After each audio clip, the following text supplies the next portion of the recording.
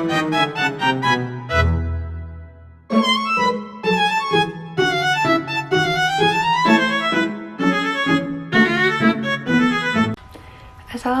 warahmatullahi wabarakatuh. Kami dari kelompok 12 yang beranggotakan Salsabilah, Salma Nabila Putri Dewi, dan Dania Nur Alfiah akan menjelaskan materi terkait KSAP 12 yaitu tentang laporan operasional. Yang pertama terkait tujuan.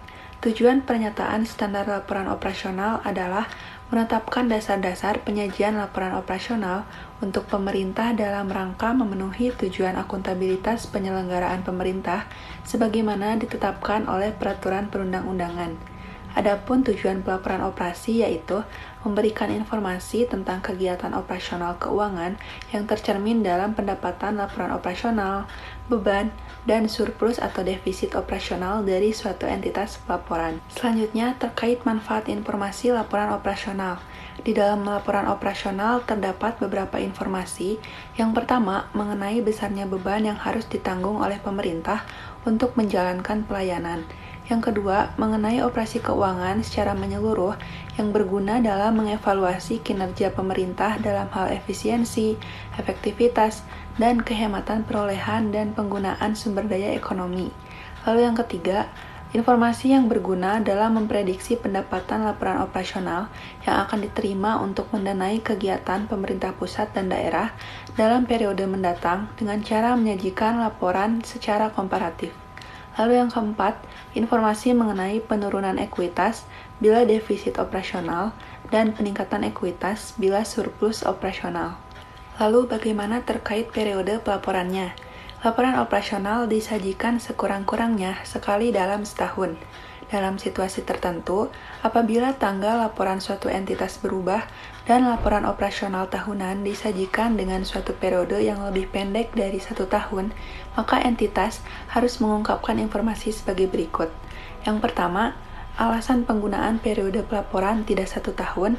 Lalu yang kedua, fakta bahwa jumlah-jumlah komparatif dalam laporan operasional dan catatan-catatan terkait tidak dapat diperbandingkan. Manfaat laporan operasional berkurang jika laporan tersebut tidak tersedia tepat pada waktunya.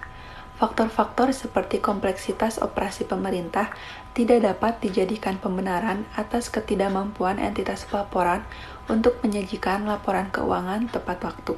Apa saja struktur dan isi dalam laporan operasional? Dalam laporan operasional harus diidentifikasikan secara jelas, dan jika dianggap perlu diulang pada setiap halaman laporan informasi berikut. Yang pertama, nama entitas pelaporan atau sarana identifikasi lainnya. Yang kedua, cakupan entitas pelaporan. Yang ketiga, periode yang dicakup.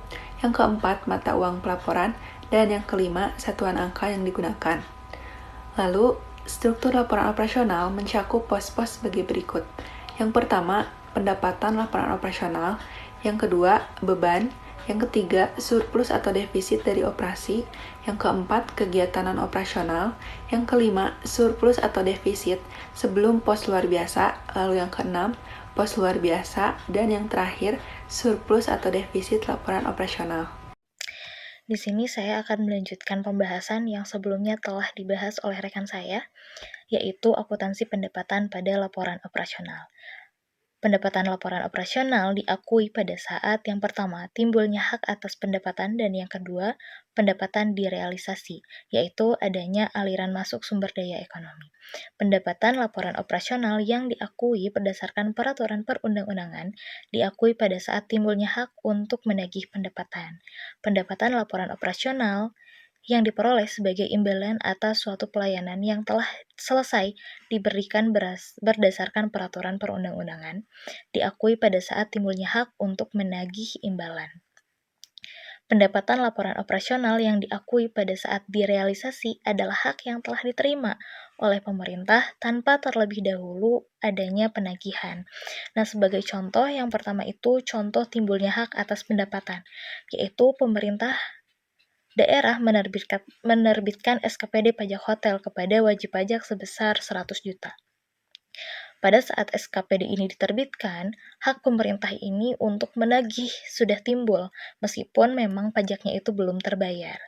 Nah, pada situasi seperti ini, pendapatan laporan operasional ini sudah diakui karena hak atas pendapatannya telah ada, meskipun memang belum dibayar. Contoh pada pendapatan direalisasi adalah wajib pajak menyetor pajak restoran sebesar 50 juta langsung kepada rekening kas umum daerah tanpa adanya penetapan sebelumnya. Nah, dikarenakan dana ini sudah diterima oleh pemerintah, maka pendapatan laporan operasional ini diakui pada saat kas diterima, karena terjadi realisasi atau aliran masuk sumber daya ekonomi. Nah, untuk selanjutnya adalah pendapatan laporan operasional diklasifikasikan menurut sumber pendapatan. Terbagi menjadi dua, yang pertama itu untuk pemerintah pusat dan yang kedua adalah untuk pemerintah daerah. Untuk pemerintah pusat, sumber pendapatan ini dikelompokkan berdasarkan jenis pendapatan, yaitu pendapatan perpajakan, pendapatan bunga pajak, dan juga pendapatan hibah. Jika untuk pemerintah daerah, dapat dikelompokkan menurut asal dan juga jenis dari pendapatannya itu, seperti pendapatan asli daerah, pendapatan transfer, dan lain-lain. Pendapatan yang sah. Masing-masing pendapatan tersebut diklasifikasikan juga menurut jenis pendapatan. Akuntansi pendapatan laporan operasional dilaksanakan berdasarkan asas bruto, yaitu dengan membukukan pendapatan bruto dan tidak mencatat jumlah netonya, sebagai setelah dikompensasikan dengan pengeluaran. Dalam hal besaran, pengurang terhadap pendapatan laporan operasional bruto atau biaya bersifat variabel terhadap pendapatan dimaksud dan tidak dapat diestimasi terlebih dahulu dikarenakan prosesnya belum selesai. Maka memang asas bruto dapat dikecualikan. Dalam hal badan layanan umum, pendapatan diakui dengan mengacu pada peraturan perundangan yang mengatur mengenai badan layanan umum. Pengembalian yang sifatnya normal dan berulang atas pendapatan laporan operasional pada periode penerimaan maupun pada periode sebelumnya dibukukan sebagai pengurang pendapatan. Koreksi dan pengembalian yang sifatnya tidak berulang atas pendapatan laporan operasional yang terjadi pada periode penerimaan pendapatan dibukukan sebagai pengurang pendapatan pada periode yang sama. Koreksi dan pengembalian yang sifatnya tidak berulang atas pendapatan laporan operasional yang terjadi pada periode sebelumnya dibukukan sebagai pengurang ekuitas pada periode ditemukannya koreksi dan pengembalian tersebut. Untuk selanjutnya adalah akuntansi beban. Beban diakui pada saat yang pertama timbulnya kewajiban, yang kedua terjadinya konsumsi aset, dan yang ketiga terjadinya penurunan manfaat ekonomi atau potensi jasa.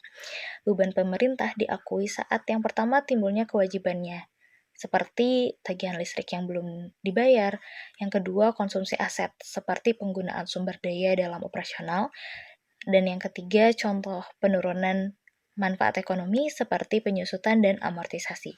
Khusus untuk badan layanan umum, pengakuan beban mengikuti regulasi spesifik yang berlaku. Beban diklasifikasikan secara ekonomi berdasarkan jenisnya. Untuk pemerintah pusat, jenis beban meliputi pegawai, barang, bunga, subsidi, hibah, bantuan sosial, penyusutan, transfer, dan juga yang lainnya. Pada pemerintah daerah, klasifikasinya serupa, namun mencakup beban tak terduga. Khusus untuk penyusutan aset tetap atau amortisasi, penghitungan dapat menggunakan metode garis lurus, saldo menurun ganda, atau unit produksi. Beban transfer adalah kewajiban pengeluaran uang antar entitas sesuai peraturan.